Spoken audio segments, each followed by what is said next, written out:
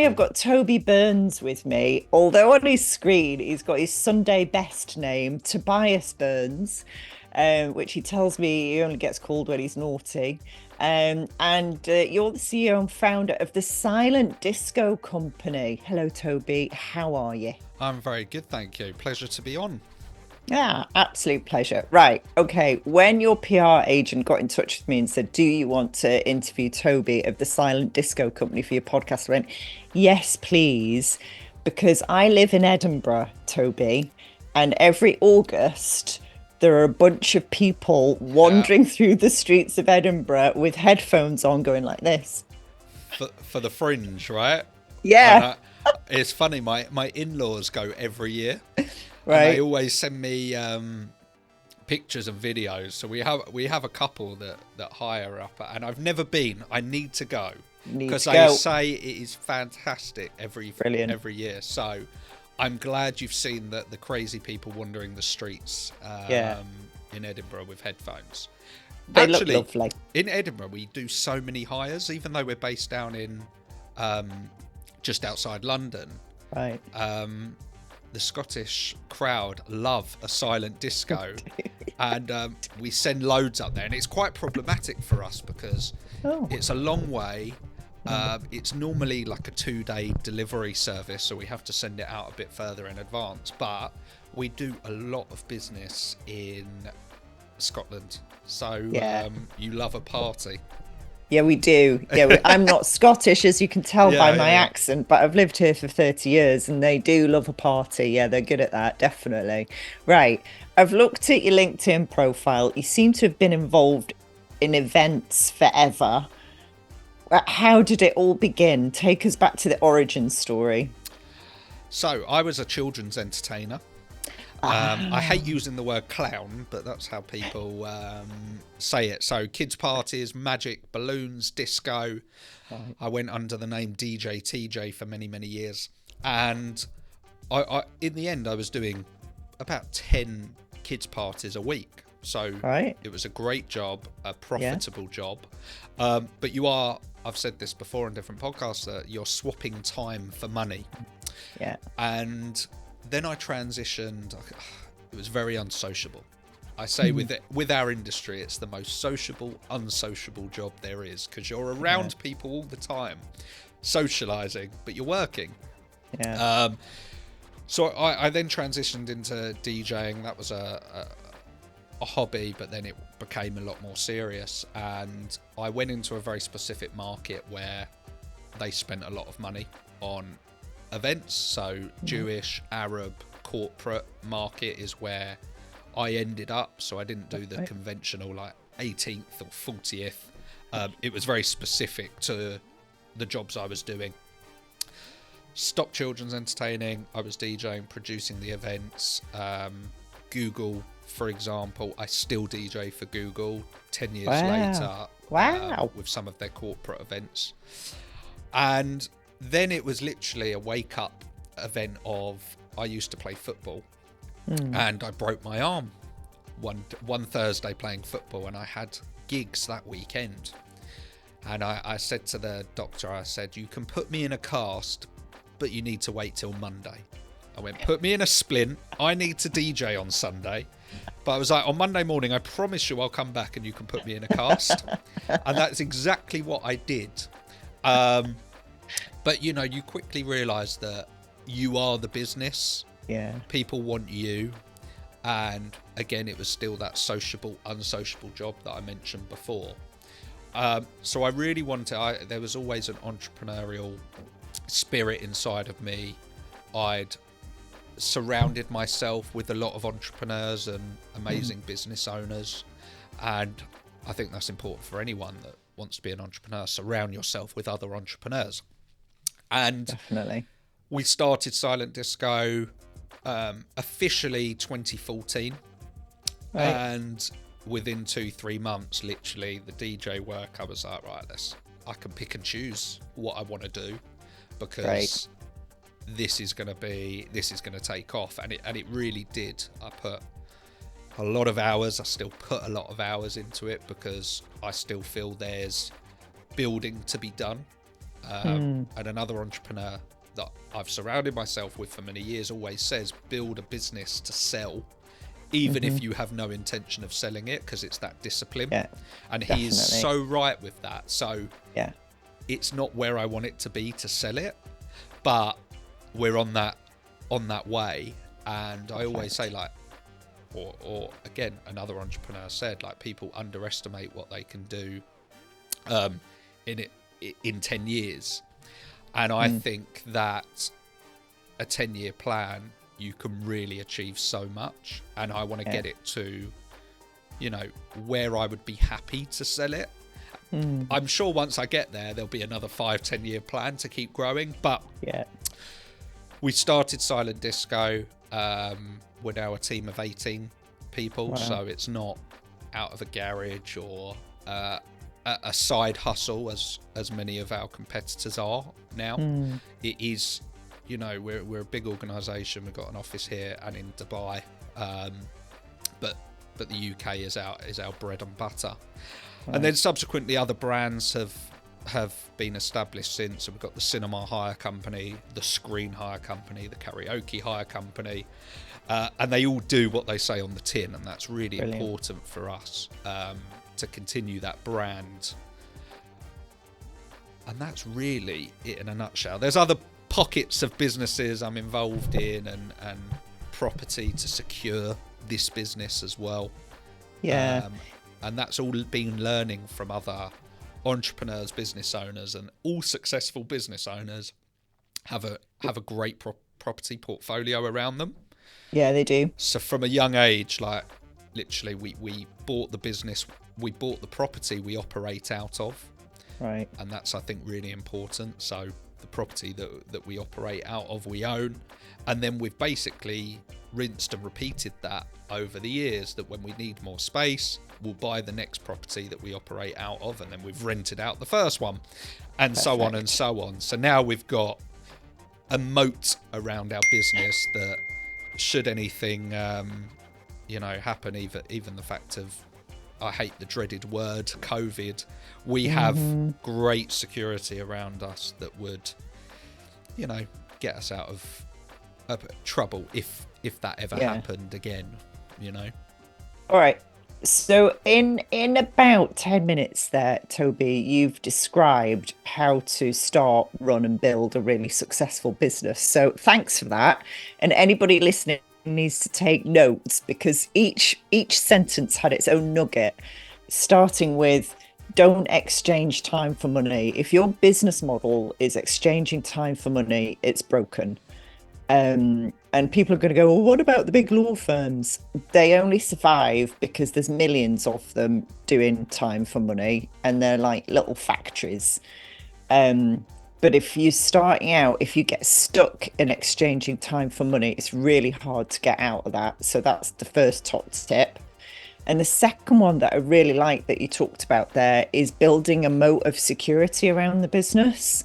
Now, some people out there are going to go, look, I haven't got the funds to buy an office, a building or whatever. What's your advice to them if they haven't got the funds to do that? So I think there's really creative ways of doing it. And over the years, we've become more creative of doing it, such as, if there is a building that you like, you can speak to the seller. You can try and do vendor finance, where you put a lower price down as well, and then pay the owner back over a period of years. So that's vendor finance. That's a really good way of doing it. Right. I think when you're operating out of that property, the deposit for that is only 30%.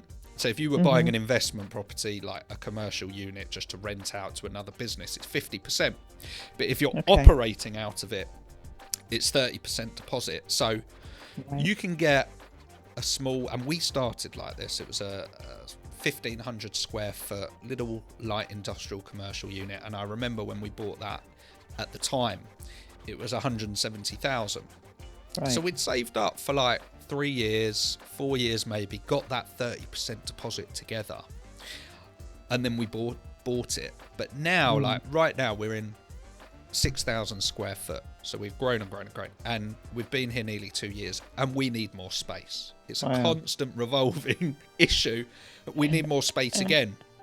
But this move, I really want to be the last, because in this particular building we're in, and we're in our studio space at the moment, we spent north of 100,000 on the refurb because it was in a bit of a state. So I said, if we're going to do it again, I want it to be the last. That if we're in 5,000, I want to get a 10,000 square foot warehouse that I know we won't have to move again because we've probably got too much space. But that's okay. And right now, I know that we'll need 30% to buy that property. And right now, I could probably refinance our different properties, but I don't like to do that. I like to keep them where they are, and I could do that, in all honesty. And I probably it's a bit of a house of cards, though, Toby. I always think, but I need to prolong being here a little bit because we've only been here a couple of years and we're outgrowing it. So I know by the end of next year we'll have the 30%. However, I'm going to see properties now. Yeah. Even though I know we can't quite afford them now because there might be 800 £1 million commercial units. And I think that's a key nugget as well, is even if you can't afford it, go and see them. Because once you see them and you go, this is perfect, you find a way. You do. You always find a way to make it happen, whether that's being creative. As I said, there's vendor finance, there's other things you can do to get that, even if it was a personal loan, just to get the deposit. Yeah. You get the property, you revalue the property if you've made some improvements, and then you pay that personal loan back. You got to be creative with things. And as I said, even now, we went to see one a couple of weeks ago. We documented it on our YouTube channel, and really it wasn't right for us. It needed too much work, the layout. But I'm still going to go see it, because if that was right, I would have found a way to make it happen. Of course you do. And also elaborating on your, I know we're going back a little bit on your previous point of that golden nugget of swapping time for money, and you used a lawyer as an example. And I think the key is, and it was only because it was on my mind, so sorry, that's the entrepreneurial ADHD going back and forth. Yeah, we've all got it. But lawyers, for example, they have a great business model. Yeah. And business models that start from scratch each month are really hard. So being a DJ, people should only get married once. They may get married twice, but they're probably not going to have you twice. You need a business model where people will transact with you multiple times. Yeah. So that's why the corporate market, Google as an example, they have 4 parties a year. So they're using us 4 times a year. Lawyers, for example, you might use them to do we'll use the commercial property. I've used the same solicitor to buy all our commercial properties, the same solicitor. So over a 10-12 year period, they've probably had £15,000-20,000 from us, because once you trust them, they're good at what they do, you will transact with them multiple times. And law firms are a great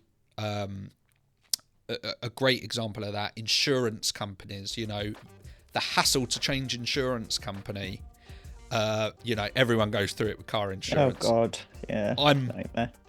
We use a broker, but so if we have to change and we get a better price, we'll change. But in the early days, all right, I'll stick with Admiral year after year after year, because, all right, you call them, I've got a better price, but you stay with them, so you transact with them. Supermarkets, if you're a Tesco or Sainsbury's or Waitrose shopper, you tend to shop at the same brand time and time again. And I think that is a real key for any business. The business model has to be right, that you have returning customers. And with Silent Disco, we've got a really good returning rate, but it's not as good as a law firm or a supermarket. That's why supermarkets do so well, because they're I may visit the same supermarket twice in a week sometimes. People don't have a Silent Disco twice in a week, but they may have one birthday, then they'll have an outdoor cinema for their friends, then it's the Euros and they'll have another cinema, or they'll have karaoke. So we've got other business where they're trading with us multiple times.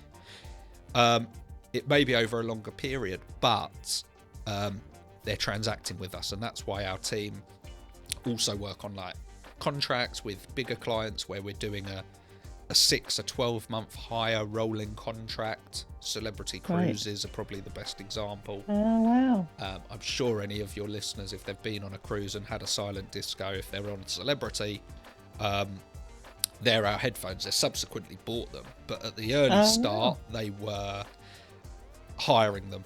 So don't start from zero each month. Because you are swapping time for money, and you got to have the right business model, and that's really difficult to do. And I'm always thinking of new businesses, of what can we do that has a great model where people are transacting with you multiple times. So I know I flicked back to that point, but I think it's a really important point. It is really important. And what led you to think of the silent disco in the first place? I was in America at the time, and there was a gentleman who invented silent disco in America. Right. I call myself the inventor in the UK, but that's probably more ego. But PR. Good PR. In the US, and I went to a festival in the US with my two brothers, and I was standing there on the barrier at the front. I had a few drinks, and I thought, this is bonkers, and I knew I could do it better. They were really like cheapy plastic headphones, but they were new, and I thought we could do this better. We can use better technology. I knew that our clients in the UK, Jewish, Arab, corporate, if we created a really amazing headphone, we would do really, really well with it. So then we worked with a company in China. My parents thought I was genuinely bonkers at this point, that I said I'm about to buy like 200-300 headphones. Right. Like, even now people can't quite grasp the concept. But we worked with a factory. We developed this headphone, and this headphone, frustratingly, we couldn't patent it. So this headphone is now widely used.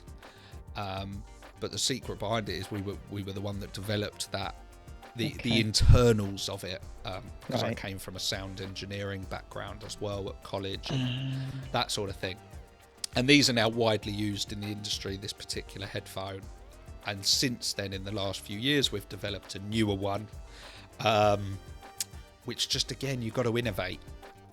Yeah, you do. Otherwise, someone else will. So we're constantly innovating. I'm telling our team all the time, innovate. The entrepreneur I referenced earlier a couple of times, who I'm a big fan of, James Sinclair, he always says, if you don't innovate, you evaporate. Yeah. So I tell my team, I try and go to as many trade shows to find new technology.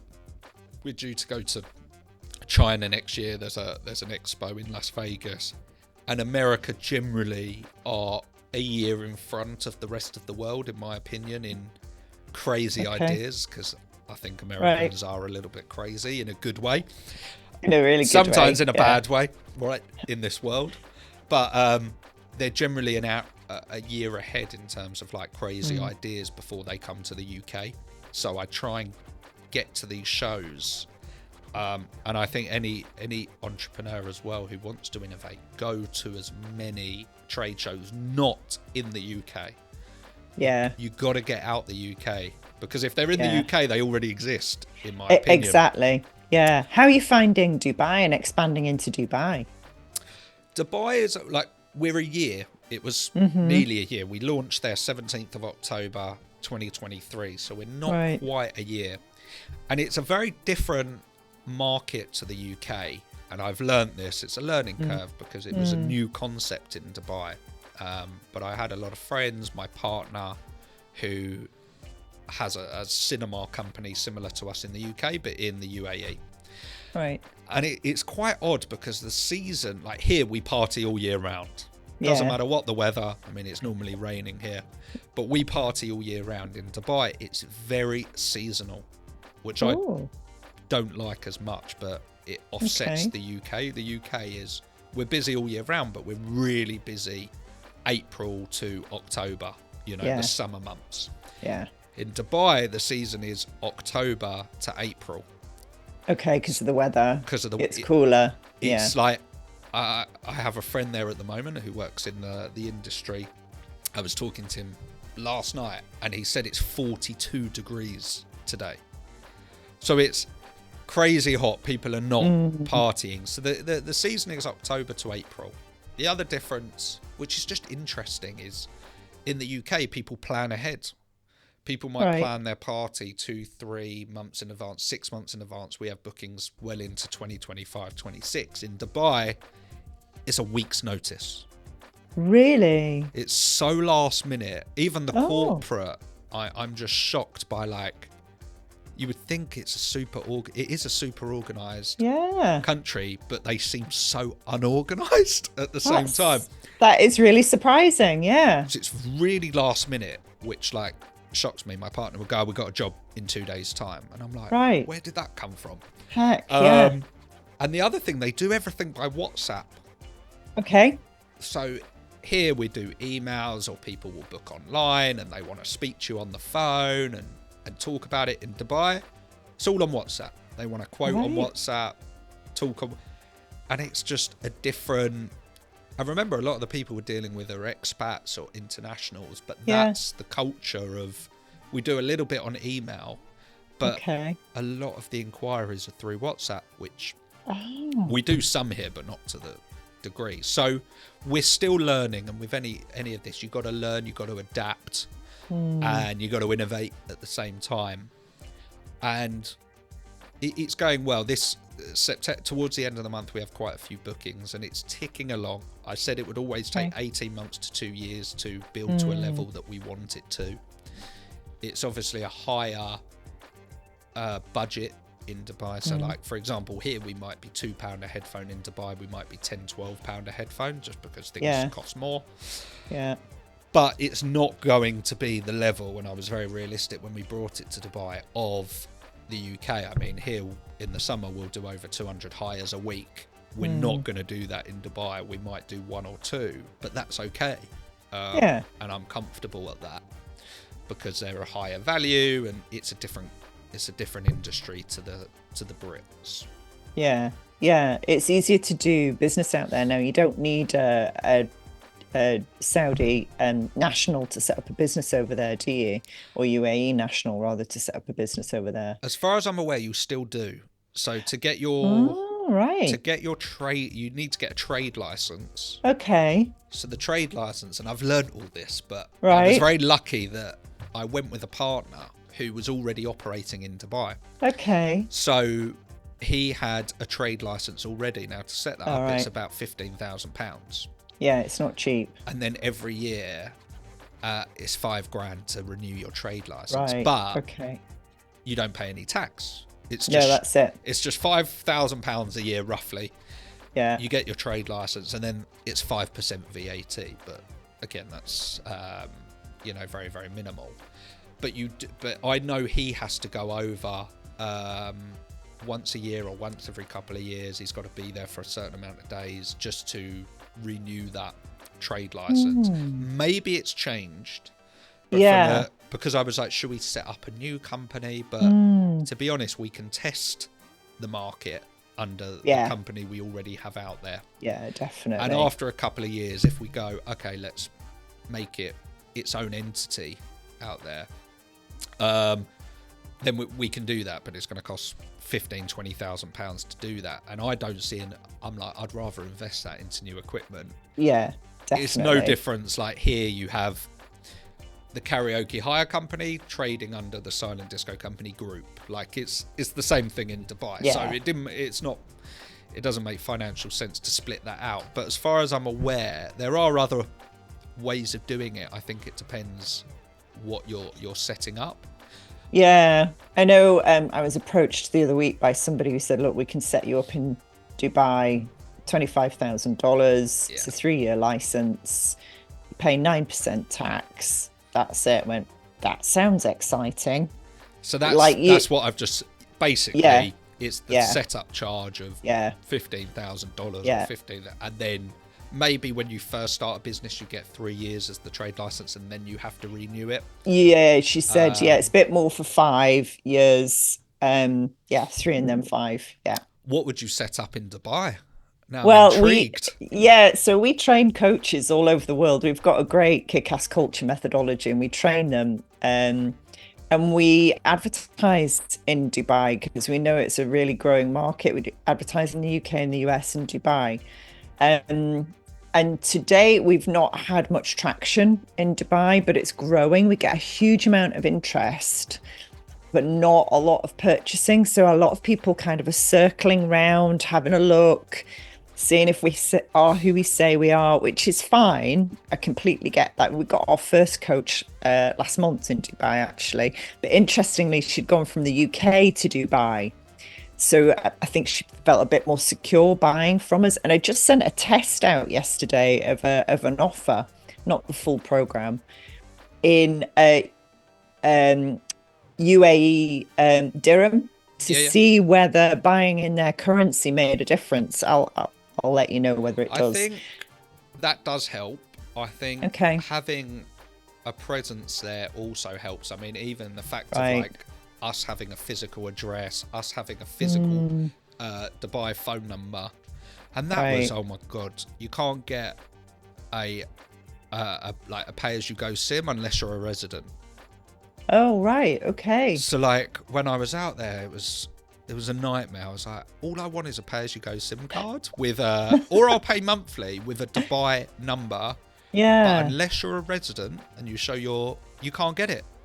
Oh right. So where my partner was a resident, we had to put it in his name. It's a big, ball ache. But it's a really, I would definitely get on WhatsApp and try and get a Dubai. Like if your colleague out there, she gets a mobile, I think that makes a huge difference. Right. Okay. But it's a really, it is an interesting market. A lot of people are moving there, and I get the appeal. We go back to this country as an entrepreneur, and what's about to come, I think, it makes you think, what's the point?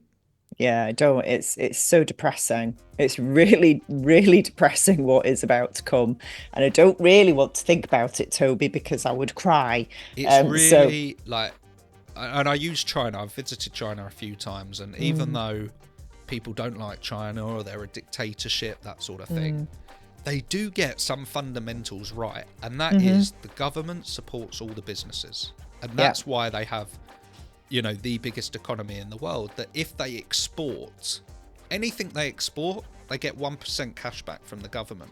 No, I didn't know that. So if they export, they get 1% cash back of what they've exported from the government, whether that's an offset of their tax bill, but they get it back. Yeah. Imagine if we did that here, how powerful that would be. And the other thing they do, and I can't remember the exact facts, is if they do a trade show, whatever they sell or export from that trade show, it's a big percentage. It's like 10-15% cash back. Wow. So if they do a trade, so they're encouraging factories to go to trade shows, and that's why you see so many now in the UK, Chinese companies coming over, because they get a cash back from their government. Wow. So, I mean, look, we'll see what happens, but it is, I've explained to my team, it's really, we're offloading a couple of residential properties at the moment because of the capital gains tax, I think, is coming. So I've been dealing with that this week. I was like, I just want them gone and offloaded. Yeah. That for us is horrific because we've got no sales. Because we're a rental company, we don't really have any sales we can reclaim VAT on. So, we could be over 200 grand in VAT a year. Like big numbers that most people are like, I get that VAT bill from our in-house bookkeeper, and I'm like, you've just ruined my day. Yeah. And some people say, you've got to be earning it to pay it, but cash flow is the hardest thing for any business is cash flow. And when it really is, you've gone through a really good period, you've got some money to now invest into new products, and then you get hit with an £80,000 VAT. You're like, wow, this is tough. And it is. That was one of the reasons we started in Dubai, that I wanted just that additional revenue stream that wasn't heavily taxed. But I'm also a really big believer in supporting small businesses in the UK. Yeah, Reluctantly, definitely. you know, I really want to see small businesses do well. We are a small business. I don't class ourselves as a big business. We're not over 10 million revenue. We're an SME. Yeah. But they're not making it easy. Bloody hell. They're, you know, and I just think we employ people and they're, you know, one of my... SMEs employ 99% of people in the UK. So quite why they're going after SMEs, I do not know. And changing the employment legislation to make it really difficult to get rid of people who aren't working out for SMEs is a complete nightmare. It's just going to lead to more instability in the employment market because you'll just offer temporary jobs or contracts.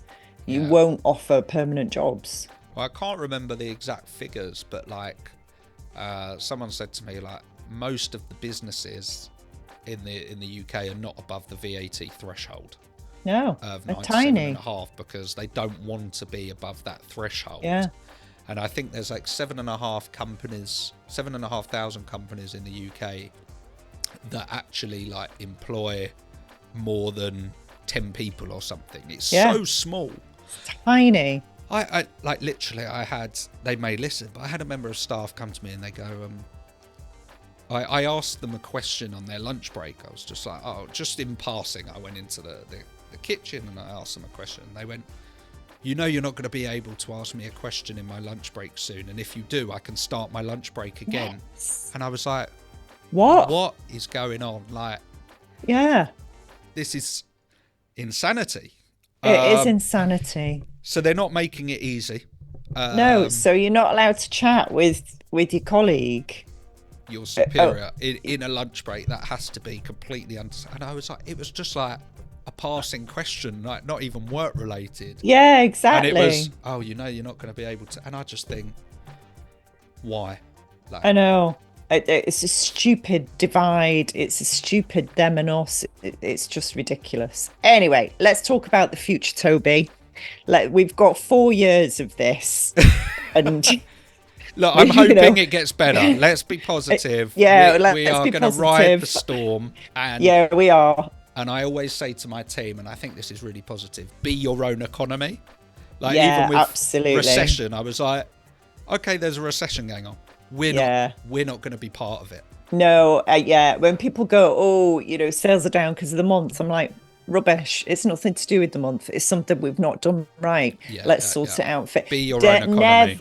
Never blame the external factors, ever. It's a complete waste of time. Right, where are you taking the business? What's happening? Apart from Dubai, what's your big vision? We are looking to, again, grow this over another 5-10 year period. We want to build more commercial properties around us. I think that's always the goal because that ultimately gives you long-term wealth as an entrepreneur. Mm-hmm. And I really want to build opportunities for the team, whether that's the different businesses and sub-brands that we're creating. I want to give our team more opportunities from within because that's a question that gets asked to us. What progression is there? And early on, it's like, there isn't really progression unless you're taking my job past the manager role because we're 18 people. We're not 200 people. So I want to give my team more opportunities. We want to acquire a couple of businesses that we're in conversation with as well. I won't say too much, but all in our event space. And I think that is the best way of growing a business is to buy other businesses in your sector to bolt on. If we're at £1 million business and we can acquire another business that has a turnover of £1 million, we've now turned our company into a £2.5 million turnover business. So I'm looking for opportunities all the time to buy and bolt on businesses, and that's where we are with it now. We've also just created a new company with our cinema hire that's transitioned into more screen hire on a corporate level. So we do the big outdoor screens on the back of trailers for sporting events, and we've just invested about £200,000 into new screens for the coming year. I think off the success of the Euros, and we've got World Cup in a couple of years, and people are really, loving sporting events more than I ever remembered.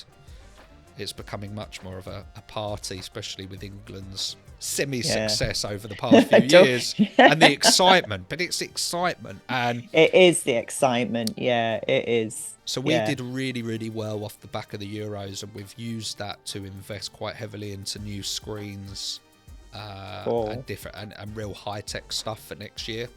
So we're going in the right direction. We're growing the team, growing the business. We want to buy more businesses and just keep innovating. Finding new things I love finding new products that we can tweak and bring to market. That's what gets me out of bed in the morning, and as well as the team, working with them to really create something is really exciting for us. If your business had a personality or a character, either who would it be, Toby, or how would you describe it? That's such a good question. Who would it be in terms of my colleague in the room just said Dash from The Incredibles, that just keeps running in all directions. We'll use that because that's a really that's cool. You could have given me that to at least think about before. No, I don't like to prepare people for that one. It has to be in the moment. Or Maverick from Top Gun, I would say. That's, all right, okay, cool. A combination of the two. Ruthless, just. I think Dash is more appropriate. Yeah, Dash is more fun, definitely. Yeah.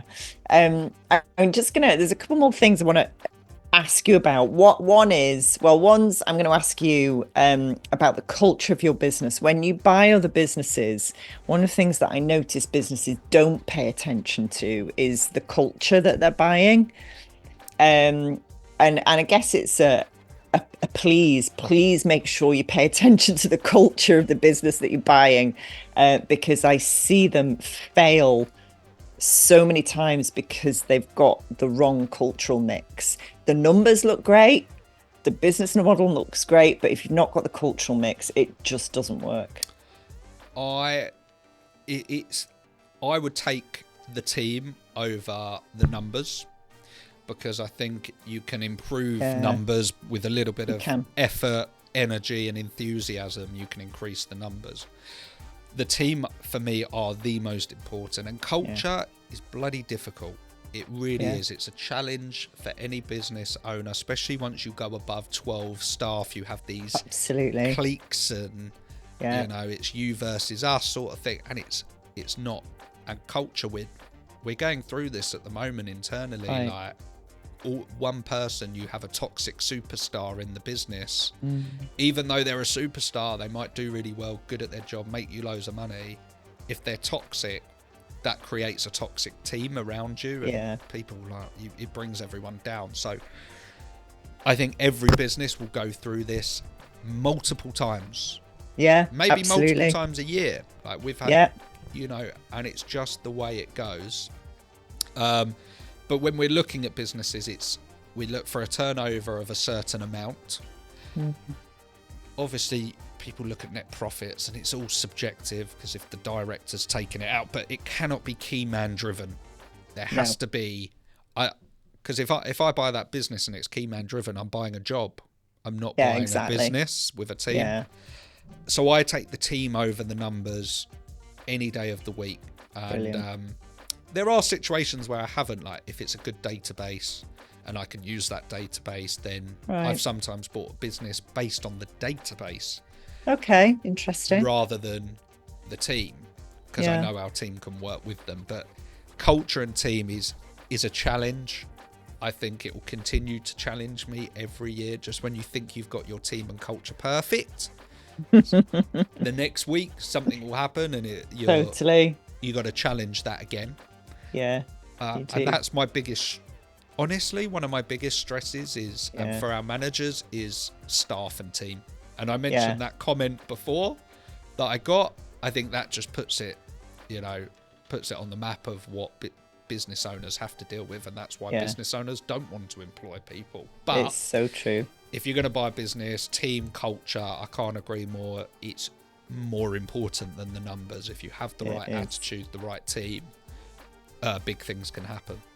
Brilliant. What do you think your purpose is, Toby? This is my last question, I promise. Your dharma, the Hindus call it. What were you put on this earth to do?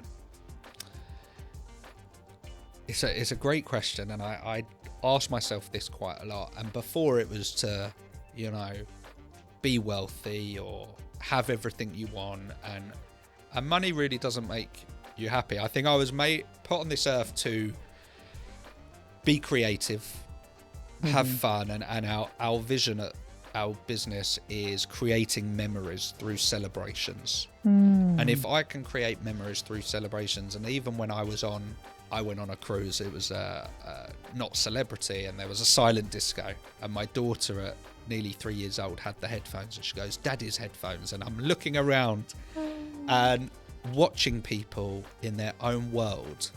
Even though I see that week in, week out, it still puts a smile on my face.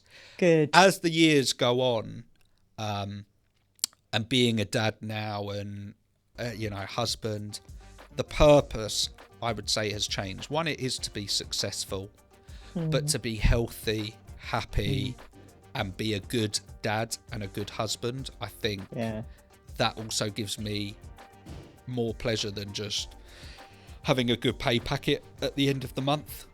It's equally as important. Money gives you opportunities. Yeah, it does. But family, happiness, and health. I've gone through a fair share of bad health. You realise how important that is, especially different family members. And life's short. Yeah. Life is short. So you've got to enjoy it and live, laugh, love, and create memories through celebrations. That would be my motto moving forward. Amazing. Thank you so much, Toby. Thanks so much for your time, and best of luck for the future. Thank you. Great to speak to you.